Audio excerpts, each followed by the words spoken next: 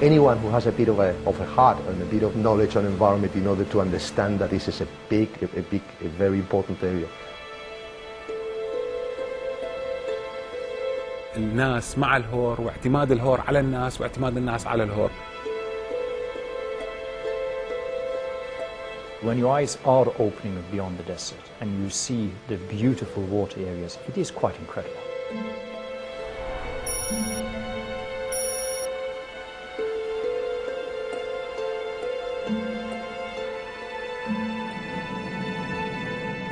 In January 2010, the Ministry of Oil in Iraq awarded Shell a 45% shareholding as operator in the Majnoon oil field, with Petronas owning 30% and the Iraqi state partner, the Misan Oil Company, owning the remaining 25%. It is one of the largest oil fields in the world, estimated to hold about 38 billion barrels of oil. Majnoon, of course, is one of these super giant elephant fields. It is located in the south of Iraq, in Basra. It's in the border with Iran. It is located in the area where there is a need for significant development going forward. We have been busy. Last 3 years we have been building facilities, we are putting it in place, and we should shortly be ramping up production to the next level. One of the many unique challenges facing the project team has been the clearance of explosive remnants of war left behind from the Iraq-Iran war of the 1980s. And the other challenge, of course, has been really to mobilize local contractors to do the work, getting the local employment in place, making sure that we have all of the levers necessary to be able to do this in a sustainable manner. Drilling has commenced, and the construction of the central processing facility is well underway. Majnoon is a big field, and today we have only been in the southern area of the field. If you look towards the north, we also have a very environmentally sensitive area, the Ramsar area, and it's all about now trying to understand how we can go in and also work in that area in what I call finding the right balance between the environmental side and the societal pressure and, of course, the development side. The ancient civilizations and city-states that grew out of this rich and fertile land, known as Mesopotamia, are among the earliest known non-nomadic agrarian societies. The Ubaid, Sumer, Akkad, Assyrian, and Babylonian civilizations all emerged from these lands, giving rise to the widely accepted theory that Mesopotamia is the cradle of civilization.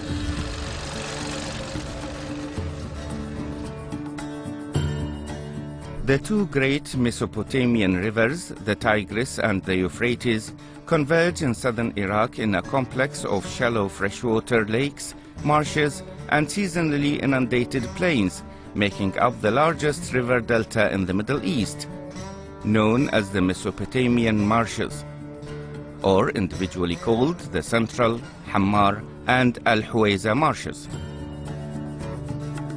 Historically, the collective marshes covered an area of over 20,000 square kilometers and were not only home to huge populations of birds and other wildlife, but also the marsh Arabs. But since the 1970s, this once great ecosystem has been in decline. The Tigris and the Euphrates are among the most intensively dammed rivers in the world. Water used for agriculture upstream has prevented water flow into the marshes. But the most significant impact has been the massive and deliberate drainage works implemented in the early 1990s, following the Second Gulf War. In fact, it is estimated that by the time Saddam Hussein's regime ended, 90% of the original marshland had been destroyed, often reduced to a salt-encrusted dust bowl.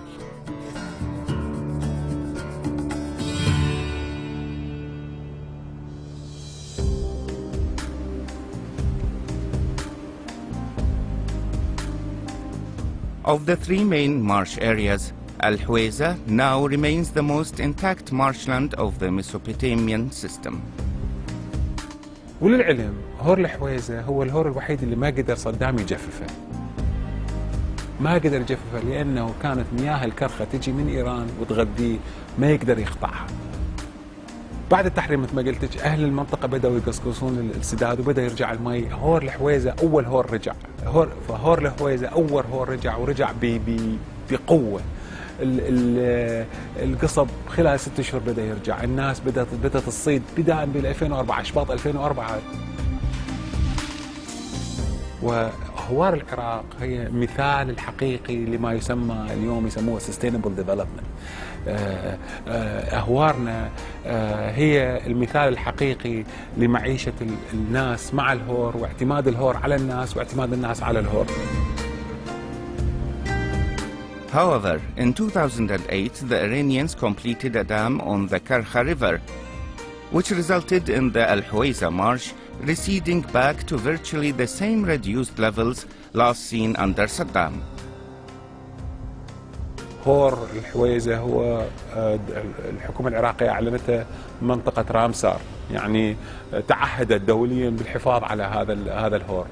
ونتيجة للسدة الإيرانية أعلنت الحكومة العراقية أنه هذا راح نحطه بالمونترو لستة مونترو اللي هي الأهوار المهددة، وعلى الدول الموقعة إلى رامسار التعاون لإنقاذ هيك مناطق.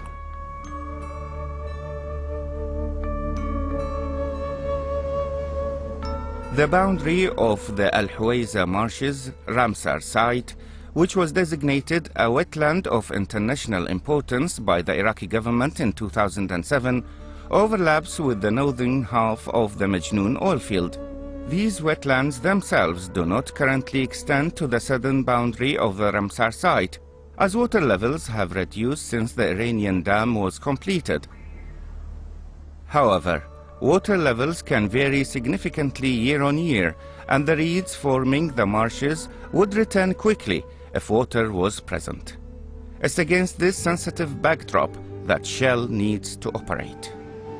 Let me be absolutely clear. Until we know what to do, we haven't done anything. And I think that's an important statement. In other words, today in the north of the field, you will not find any facilities, you will not find any pipelines, you will not find any equipment. None of that has taken place so far, for the simple reason that we wanted really to try to understand what we're dealing with first. And in order to understand what it is dealing with, and ensure it works to the highest international environmental standards and does the right thing, Shell has commissioned a biodiversity action plan.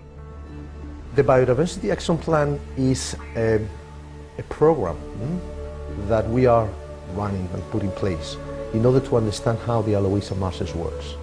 The work being carried out over a full year in order to capture seasonal changes is being undertaken by Mott MacDonald in conjunction with a local NGO called Nature Iraq.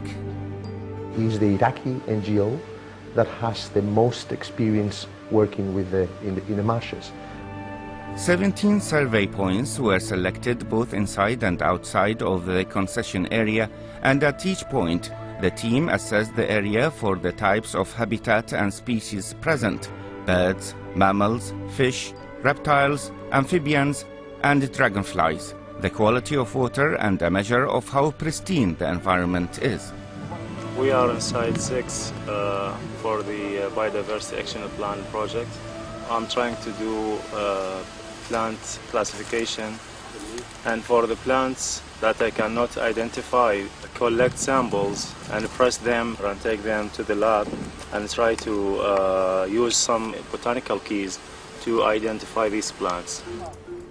In addition to the biodiversity surveys, the team is also undertaking an assessment of the community use of the marshes in order to understand how the biodiversity of the marshes in terms of reed gathering for houses, reed fodder for the water buffaloes, and fishing, for example, are used for livelihoods in the predominantly marsh Arab communities that live in and around the marshland system.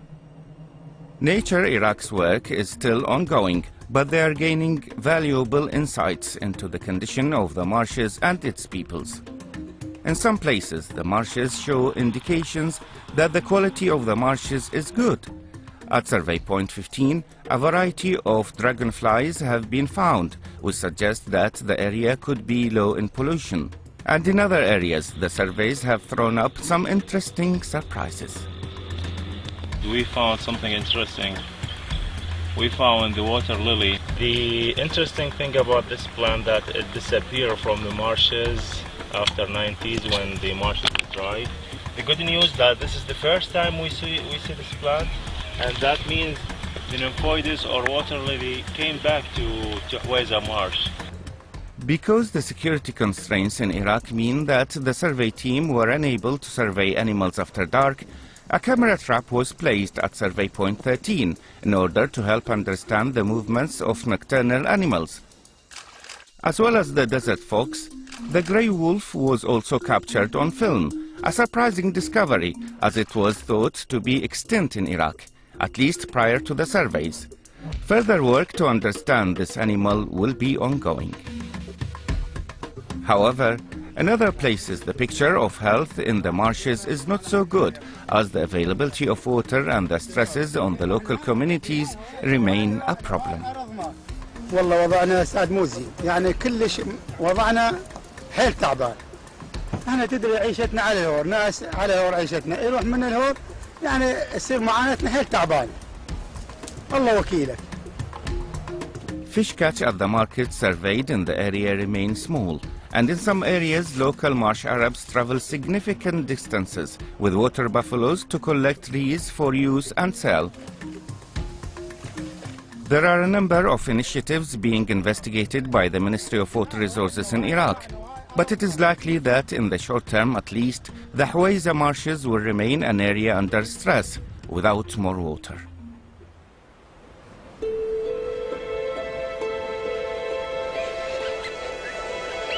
Finding the balance between the environment, the people and development will be key in managing this area.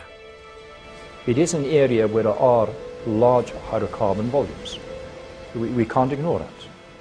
And therefore we have to manage this tension between the environmental side and the development side. Now we are firmly in the belief that those tensions can be managed. So it is not an either or, it is both together. But obviously before we start developing, we really need to understand and dialogue to make sure it is done in the best possible way. The work in the Biodiversity Action Plan is still ongoing, but early outputs from the data are being used now by the design engineers to plan future infrastructure away from the sensitive parts of the field, and to design them in such a way to minimize their impact on the landscape. The actions from the plan are shaping up to include partnering with local universities to gather further data on key species, and actions are planned to extensively engage with Iraqi and international stakeholders to build awareness and understanding of the marshes and their importance to Iraq. عملية إنعاش الهور والبقاء والحماية على الهور يحتاج لها جهات عديدة، بدءا من الحكومة العراقية بتخصيص كمية محددة من المياه لإرجاع الهور. عندنا دور أهل المنطقة يريدون معيشة بكرامة.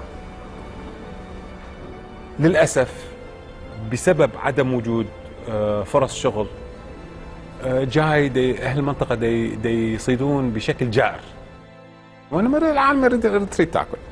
فأنا أقول لك حتى الشال عندها دور بإيجاد فرص عمل لهذا الناس على مود يعيشون بكرامة. In the end of the day, it is all about protecting a heritage for the future and a value that not always obvious if you look at it from an isolated point in time. It's about sustained value in the longer term. And what I would like to see is the development in a really good manner. The steps we take today are important for what will happen 50 years from now.